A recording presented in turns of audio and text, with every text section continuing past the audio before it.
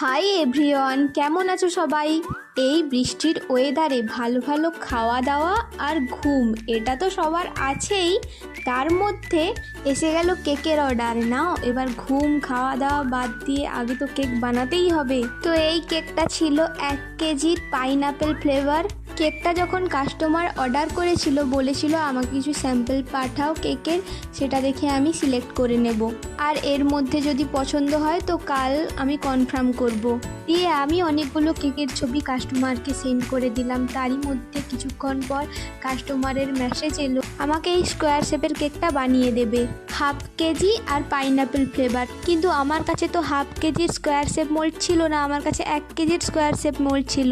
তখন ভাবলাম সকালে কিনে নেব, কিন্তু সকালে তো অঝোর ধারা বৃষ্টি থামার নামই নেই। তখনই কাস্টমারের ফোন এলো। কাস্টমার বলল আমার 1/2 কেজি নয় 1 কেজি বানিয়ে দেবে কেকটা। তো তখন মনে মনে ভাবলাম বাহ, ভালোই হলো আমার, তাহলে আমার কাছে এমনিতেও 1/2 কেজির স্কোয়ার শেপ মোল্ডটা ছিল না, তো আমাকে এই বৃষ্টির মধ্যে কিনতে যেতে হতো। 1 কেজির অর্ডারটা দিয়ে আমার উপকারই হলো। তবুও মোল্ড বাদে অনেক কিছুই কেনার ছিল, বর অফিস থেকে ফেরার সময় কিনে নিয়ে চলে এসেছিল। আর যাই হোক, ফাইনাল ফিনিশিংটা কেমন হয়েছে কমেন্ট করে বলো।